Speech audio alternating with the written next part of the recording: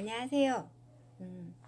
폐암 2기 A를 진단받고 6개월 만에 재발돼서 폐암 4기가 되어버린 피그말리온입니다.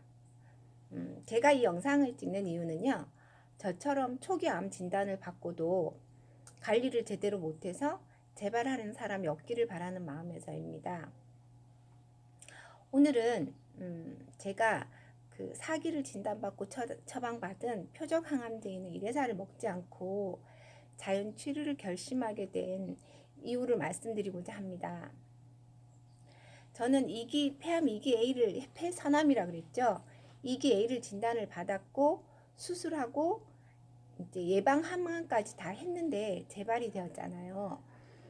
그래서 저는 제가 재발된 원인이 무엇일까를 고민을 했어요. 그 고민의 결과, 암은 저의 잘못된 생활 습관에 대한 결과물이죠. 그러니까 근데 저는 그 잘못된 생활 습관인 그 원인을 고치지 않고 그냥 그 암 덩어리만 없애고 예방 항암을 했던 겁니다.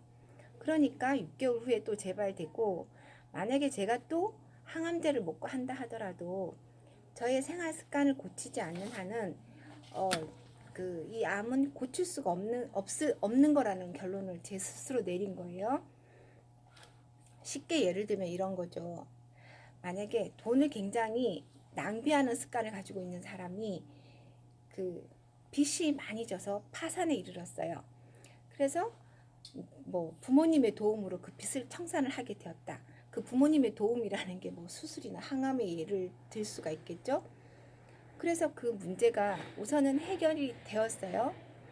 그 예방 항암이라는 거는 그 앞으로 질 더 카드빚 같은 것조차도 미리 갚아줬음에도 불구하고 그 습관이 바뀌지 않으면 이 사람은 또 빚을 지게 되는 거잖아요. 그런데 우리가 이제 암도 습관병이라고 말씀하시는 의사 선생님들이 많이 계시거든요. 저 또한 거기에 동의를 하고요. 그러면 이 사람은 낭비하는 습관을 고치지 않으면 이 빚을 평생 갚지 못하게 되는 거거든요. 그러니까 저희 암도 마찬가지로 암이 생기는 생활 습관, 생각 습관을 고치지 않으면 암을 고칠 수 없다고 저 나름 결론을 내렸습니다. 그런데 이제 제가 그 항암 수술하고 항암을 한 후에 추적 관찰을 했기 때문에 이제 제가 다시 재발된 암의 사이즈는 굉장히 작아요. 6mm 이하라고 그랬거든요.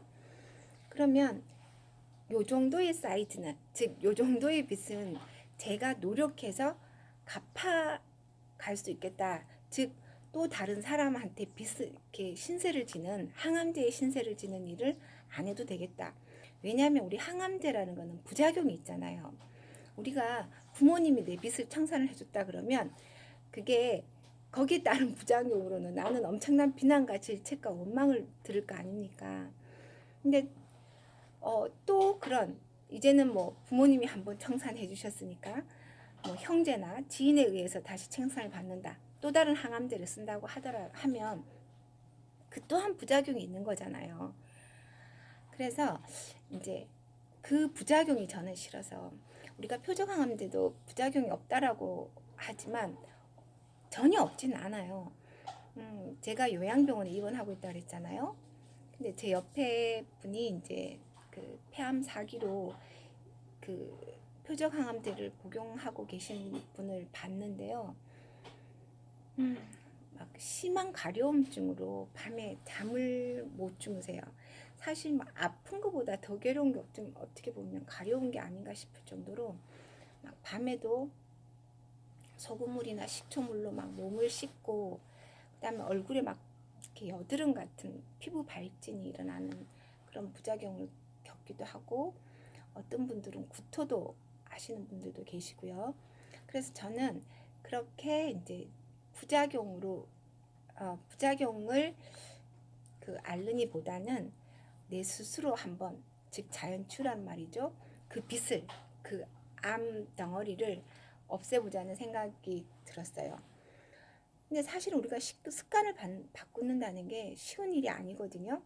그래서 저는 부작용을 감당을 하느냐, 아니면 내 생활 습관을 바꾸느냐, 이 둘 중에서 이제 선택의 기로에서 저는 저의 장기적으로, 사실은 항암제의 도움을 받는다 하더라도 근본적인 대책은 저의 생활 습관을 바꿔줘야 되는 게 맞거든요. 그래서 조금 길게 가더라도 생활 습관을 바꾸자는 결론을 제 스스로 내렸고요. 또 일단 저의 암덩어리가 조금 아직은 작으니까 제가 감당할 수 있는 사이즈라는 생각을 전 스스로 결론을 내렸습니다.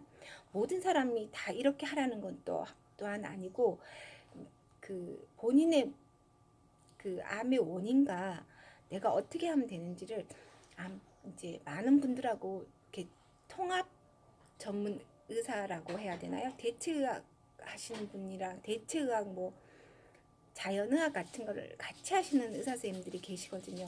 좀 의논을 해서 그 내가 어떠한 방향으로 그 진료를 가야 되는지를 심각하게 고민을 해 봐야 된다고 생각을 해요. 그러면 이제 자연 치유를 하기로 결심을 했는데, 자연 치유를 한다고 해서 무작정 뭘 어떻게 해야 되는지를 되게 막막해 하잖아요. 그죠? 그러니까 그 부분은 이제 공부를 해야 되는 거죠. 그래서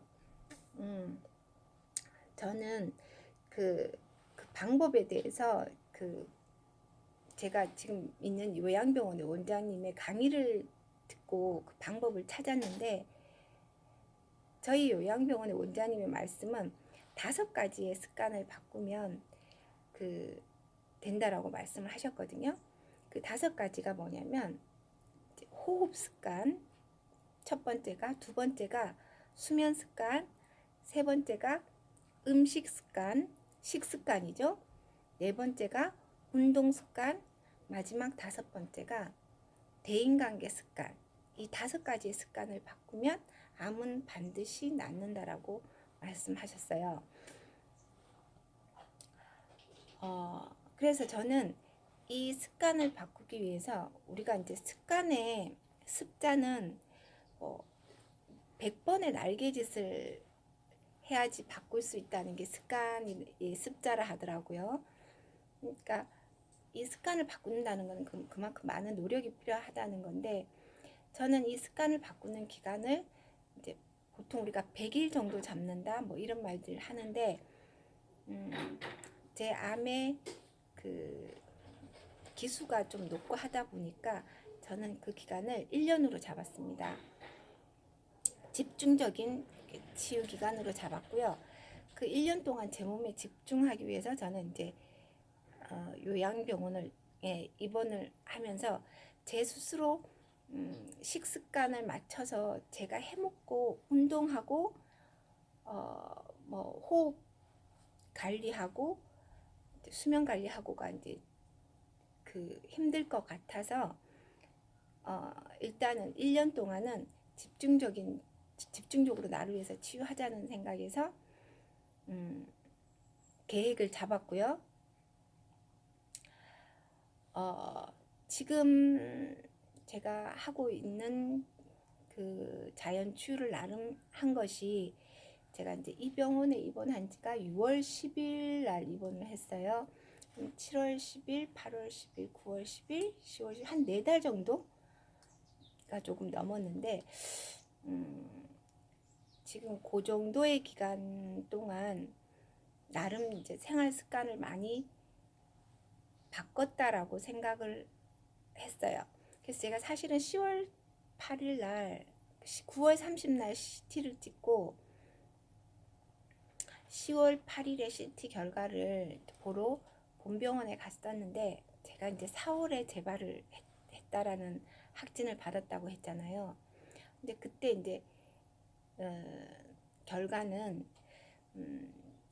저는 나름 열심히 했기 때문에 좋은 결과가 났으리라고 생각을 했는데, 저 기대하고는 조금 맞지 않게 선생님께서 약간 자랐다고 하시더라고요. 그래서 처음에는 그 결과를 듣고 받고 굉장히 실망을 했어요. 나 정말 열심히 바꿨는데, 생활 습관을 바꿨는데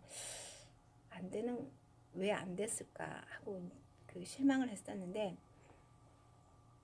다시 와서 이제 생각을 해보니까 이게 빚은 그 이자를 까지 갚아야 되는 거잖아요. 그러니까 이 암덩어리는 분열이 되게 빠른데, 이제 그래서 다른데 전이도 많이 되는데, 제가 그동안에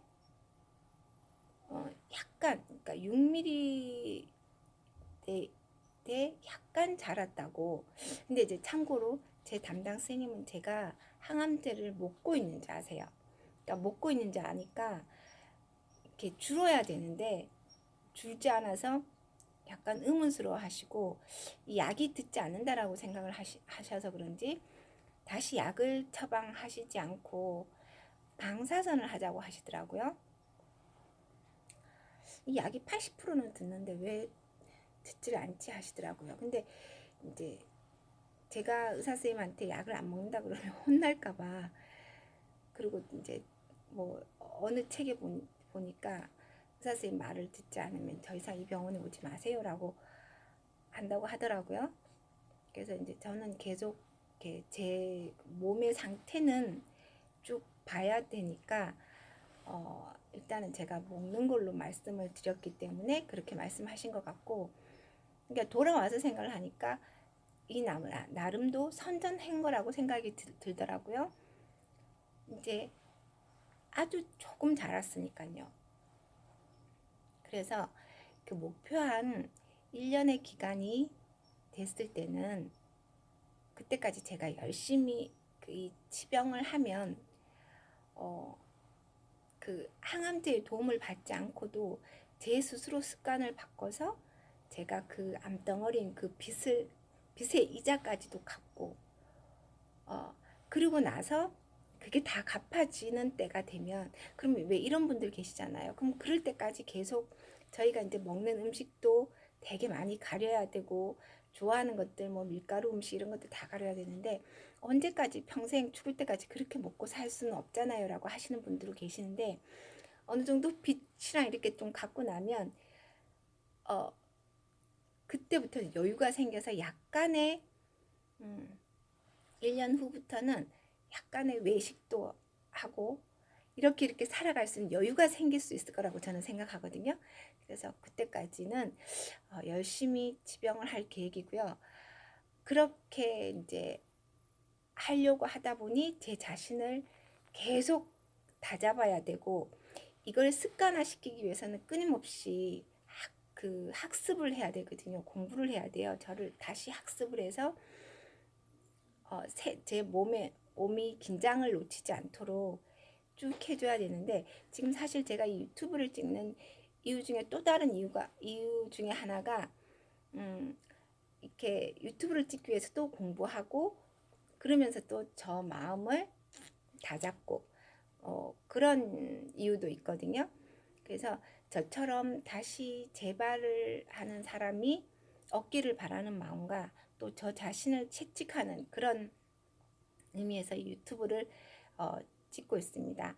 그러면 다음 시간에는요, 제가 아까 말씀드린 5가지 습관을 바꾸기 위해서는 어떻게 해야 되는지에 대해서 함께 이야기 나누고자 합니다. 감사합니다.